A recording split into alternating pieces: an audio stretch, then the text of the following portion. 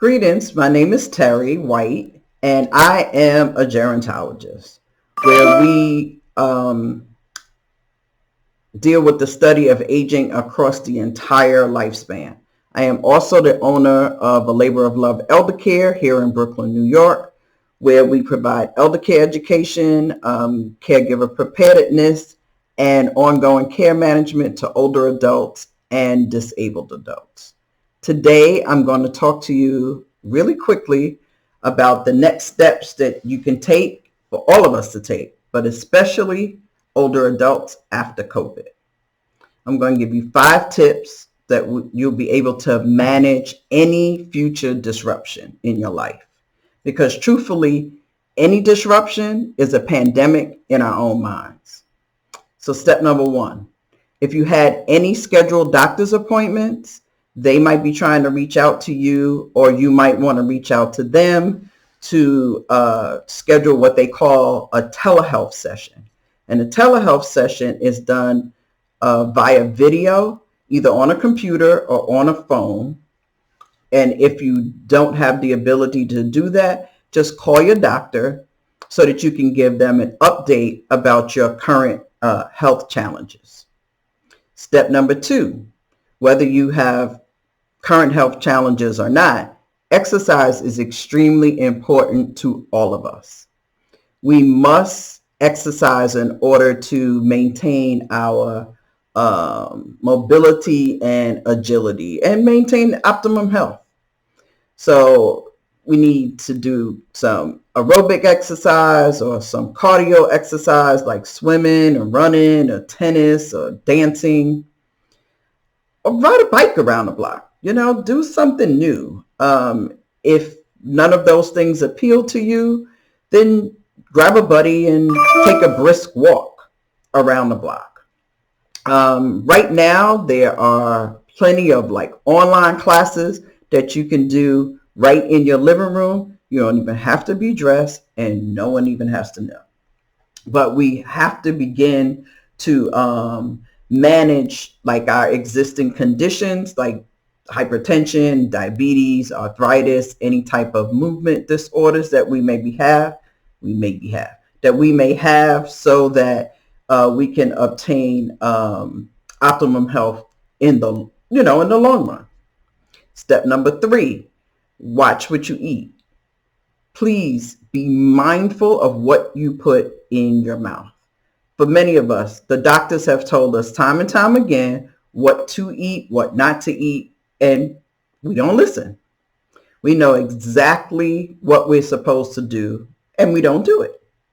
We need to be mindful of the processed foods, the carbs, the sugars, all of it. For me, my thing is rice. I am a Geechee girl, and I can eat rice for breakfast, lunch, and dinner. Rice and gravy, and more rice and gravy. Anyway, step number 4 is an extremely important step to me. I think this is the key to our legacy and to our future. And that is to begin advanced care planning early. Not wait until you have an issue, but early while there's nothing going on. That's why it's called planning. And those include to have your healthcare proxy, your power of attorney, your living will, and your trust, whatever appropriate type of trust for you. So the healthcare proxy is the document that designates another person to make healthcare decisions for you if you're rendered incapable.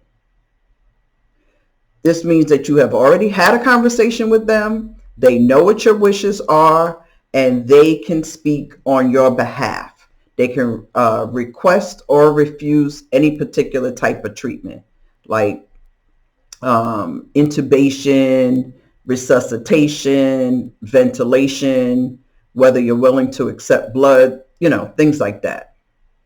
The power of attorney is so someone can deal with your affairs on your behalf in case of incapacitation. So incapacitation doesn't mean that it has to be long-term or forever. It could be for a short span of time. And a power of attorney does not remove your powers. It just authorizes somebody to act on your behalf with the limitations that you have already given them. So like giving someone permission to talk to your health insurance company, because HIPAA laws govern not just the medical industry, it governs all types of industries. Then there's the trust, which is an arrangement where a container holds the assets and for its nominal owner for the benefit of, one or two people, and the beneficiary is you. So there are like many different types of trusts, and finding the right trust depends on your personal situation. So there are a few types of trusts that are more popular than most, and that's like the living trust, the revocable trust, the irrevocable trust, and the special needs trust. All of these require an elder law attorney to tailor them to your individual needs. Not just a general attorney, an elder law attorney. Because no one should have like a 8 or 9 page downloadable form that was just boxes checked and witnessed and notarized. It should be tailored to your individual needs. The fifth step number 5, is to locate all of the documents that you need to complete step number 4. You must prove who you are. You must prove that you own what you say you own, and it rightfully belongs to you. So like these types of papers can be medical papers. Some of you have metal in your body or organ donors. Personal papers like your birth certificate and your immigration papers.